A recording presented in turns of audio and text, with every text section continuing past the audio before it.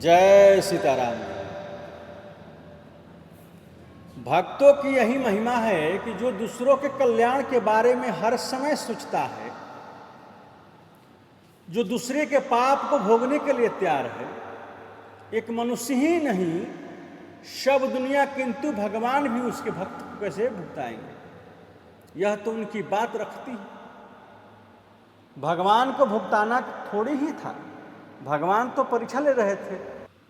भगवान कसौटी पर चढ़ाकर कसने के लिए ऐसा करते हैं। यह बात पूछी गई थी कि ऐसा अधिकार किसको मिले। यह जो बात है ऐसे भाव वाले व्यक्ति को मिले। अब शुरू में जो भगवान के प्रेम की बात उठाई है वह तो रह गई,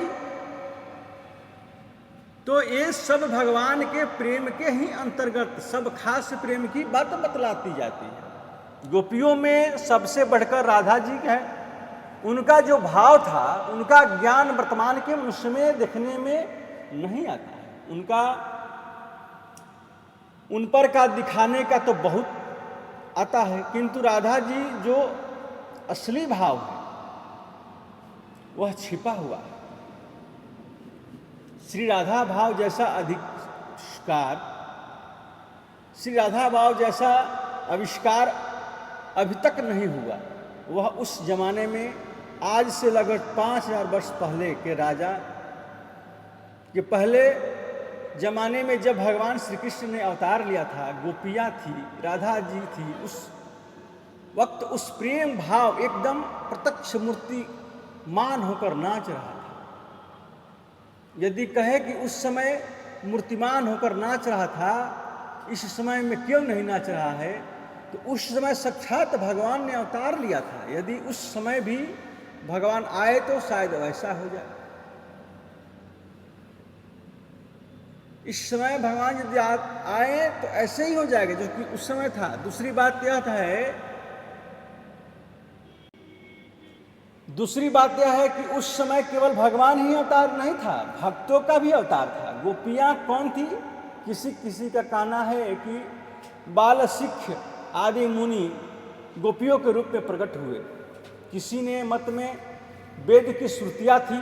कोई कहते हैं कि श्री भगवान के परम धाम में निवास करने वाले भक्त गोपियों के रूप में प्रकट हुए। प्रेम मूर्तिमान होकर नाच रहा था। प्रेम, प्रेमास्पद और प्रेमी, ये तीनों एक ही चीज़ है। एक प्रेम ने ही 3 रूप धारण किए हैं। भगवान की दृष्टि में गोपियाँ प्रेमास्पद और भगवान श्री कृष्ण प्रेमी, और गोपियों की दृष्टि में गोपियाँ प्रेमी और भगवान प्रेमास्पद, तथा उनका संबंध प्रेम का संबंध है। प्रेम तो बीच में संबंध कराने वाला है। प्रेम वहाँ भाव के रूप में है। ऐसे 3 चीज़ वहाँ ही थी। इस बात पर आपको ध्यान देना चाहिए।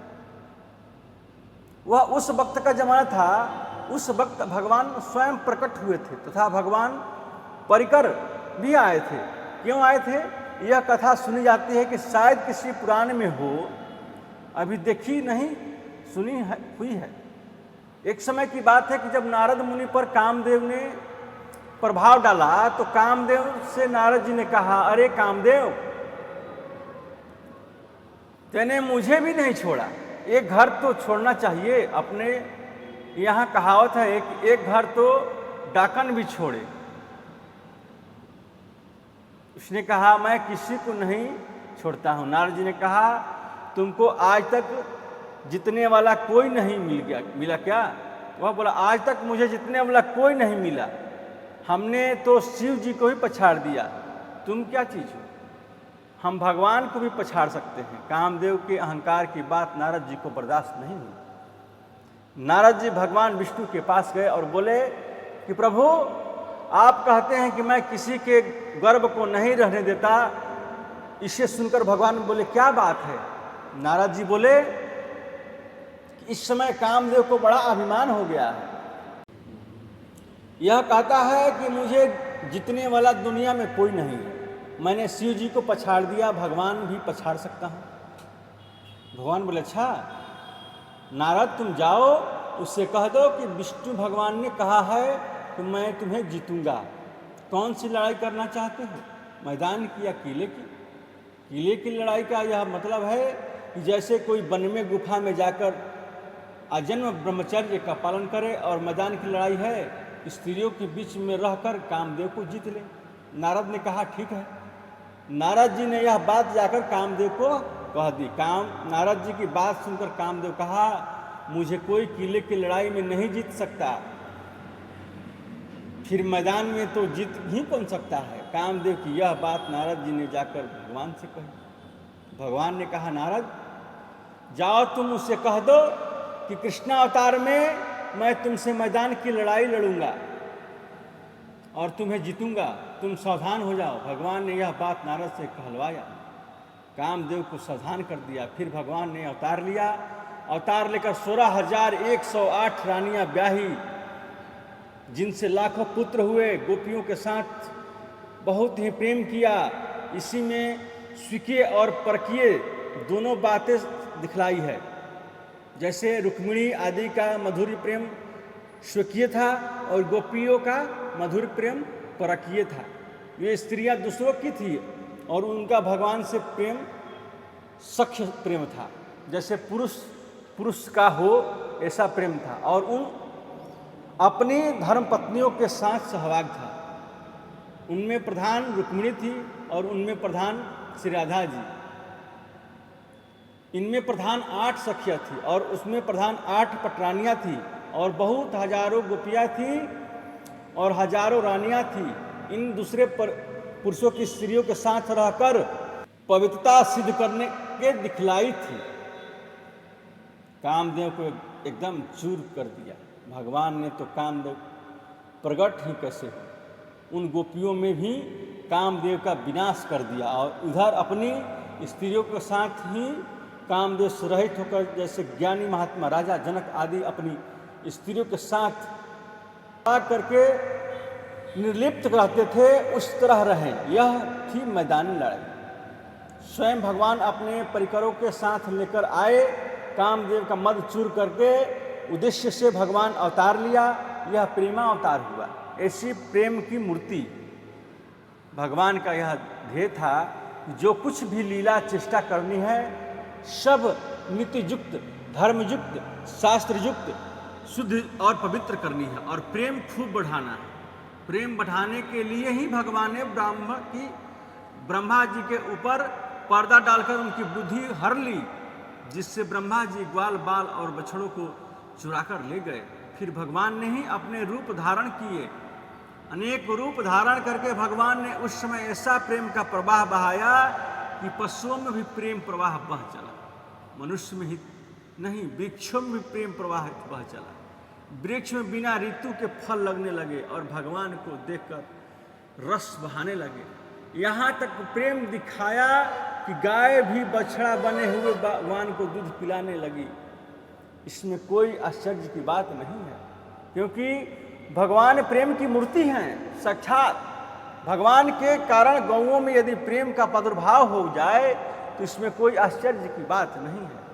किंतु जो 2 वर्ष का बछड़ा है, 4 वर्ष का बछड़ा है, जिन्हें गौओं ने दूध पिलाना छोड़ दिया है, उनमें भी गौएं प्रेम करने लगी है।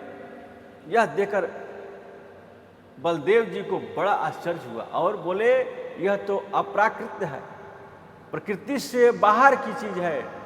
न्याय से तो ऐसा नहीं हो सकता। न्याय से तो ऐसा होना नहीं चाहिए। स्वभाव से यह बात नहीं होनी चाहिए। विचार करने लगे। गोप वालों को देखते हैं, उनका लड़का यदि कोई अपराध कर देता और उसे मारने पीटने जाता तो पास में जाने पर लड़का हंस देता तो वह भी हंस देता, उनको भी हंसी आ जाती, सारा क्रोध दूर भाग जाता है और उसे लेकर अपने हृदय से लगाने लग जाता।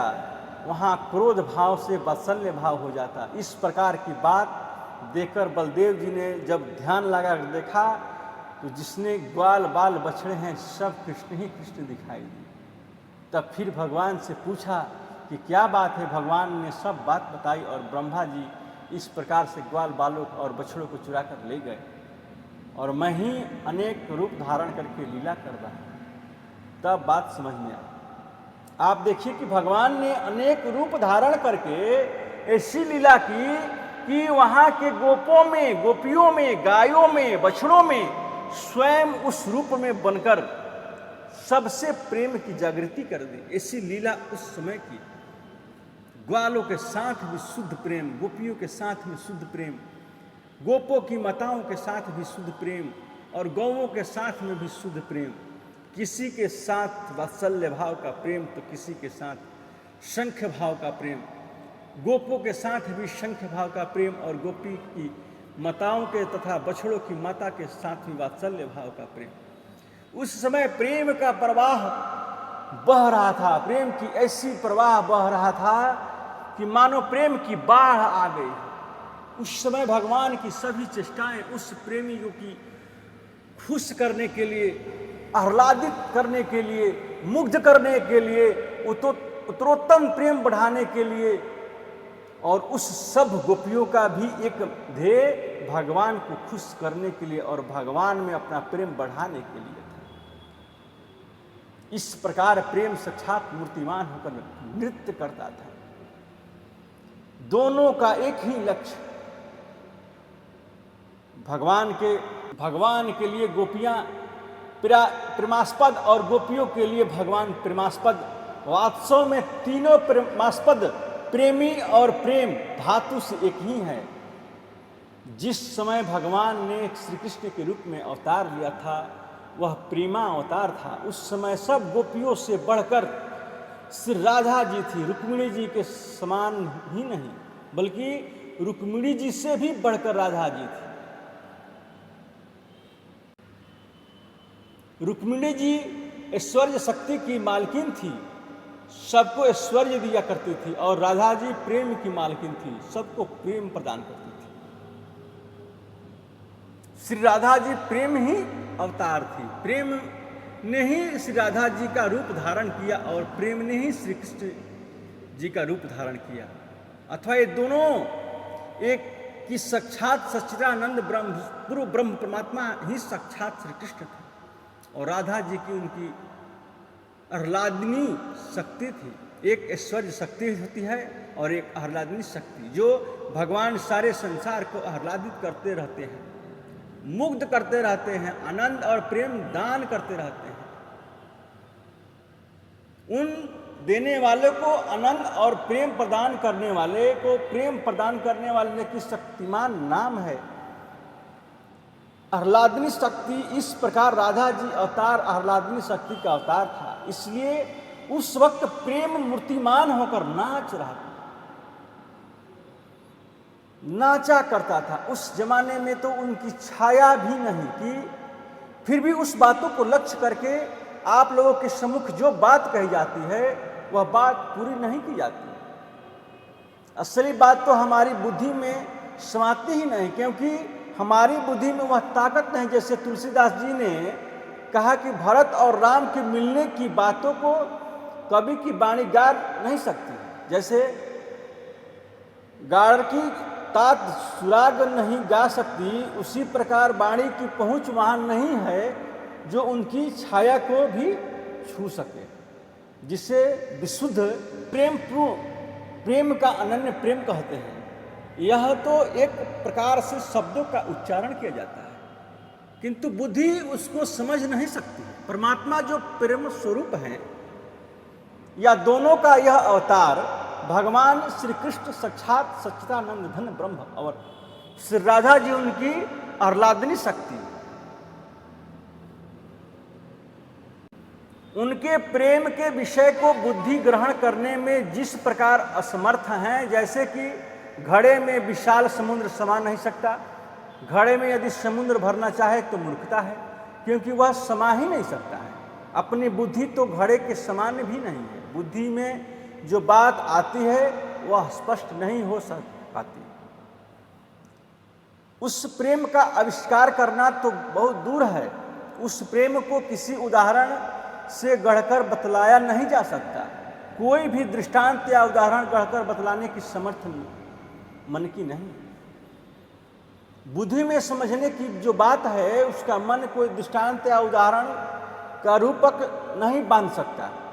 उसके जितने नज़दीक पहुंचकर जितना भी उसका रूपक बांध दे पर एक क्षण में उस रूप का जो चित्र आता है उसका वर्णन किया जाए तो घंटों ही लग जाए। मन में क्षण मात्र में आंख खोले उतनी देर में वह चित्र आती है, परंतु उस चित्र को समझने के लिए बहुत समय लग जाता है। वाणी की इतनी शक्ति नहीं जितनी मन की है। चित्र बनाने वाले को भगवान का एक चित्र लेकर चरणों में से मस्तक तक समझाया जाए कि चरण ऐसे हैं, हाथ ऐसे हैं, और आंखों के सामने क्षण में क्षण भर में दिख जा रहा है। आंख खुले